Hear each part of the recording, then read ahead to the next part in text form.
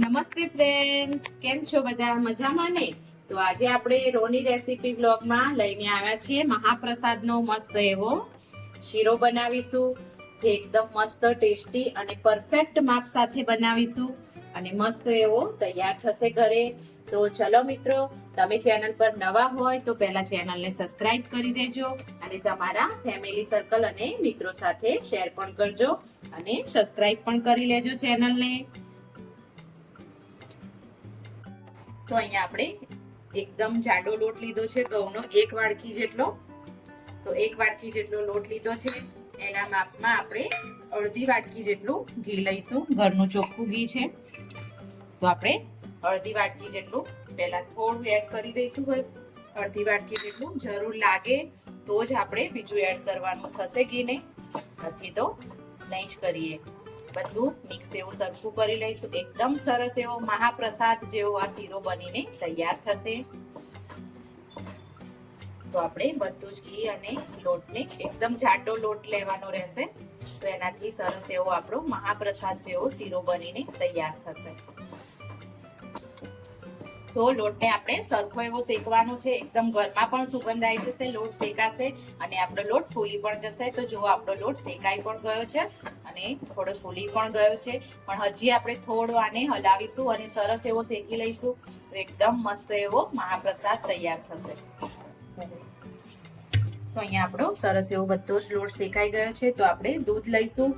તો 1 વાડકી પહેલા દૂધ એડ કરીશું આપણે અને સરખું એવું બધું મિક્સ કરીશું. હજી આપણે અડધી વાડકી દૂધની જરૂર છે, એટલે આપણે હજી અડધી વાડકી, એટલે 1 વાડકી લોટના સામે અડધી વાડકી ઘી અને 1.5 વાડકી જેટલું દૂધ એડ કરવાનું રહેશે.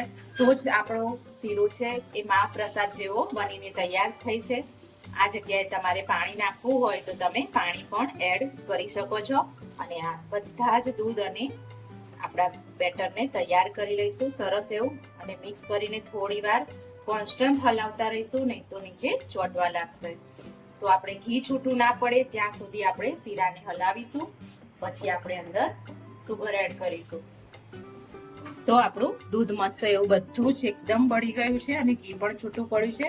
તો આપણે અહીંયા એક નાની વાડકી જેટલી, 1.5 વાડકી જેટલી ખાંડને એડ કરીશું અને સરસ એવું ખાંડનું પણ પાણી થોડી વાર છૂટું પડશે, એટલે આપણે એને પણ થોડી વાર એવું હલાવી લઈશું બરાબર, જેથી કરીને ખાંડ છે અંદર સરખી એવી મિક્સ થઈ જાય. તો અહીંયા આપણે 1 ચપટી જેટલો ઇલાયચીનો પાવડર લઈ લઈશું. તો ઇલાયચી પાવડર મેં ઘરે જ બનાવેલો છે, તો એ એડ કરી દઈશું અને સરખો એવો મિક્સ કરી લઈશું. અને સરસ એવી સુગંધ પણ ઇલાયચીના ફ્લેવરની આવે છે અંદર અને મસ્ત એવો આપણો મહાપ્રસાદ બનીને તૈયાર થઈ ગયો છે. જ્યારે આપણે સાઈડમાંથી ઘી છૂટું પડવા લાગે ત્યારે જ આપણો શીરો પરફેક્ટ બને કહેવાય છે. તો આ રીતે એકદમ આપણા વાસણને છોડી દે એ રીતે થવો જોઈએ, તો જ આપણો પરફેક્ટ શીરો તૈયાર થશે.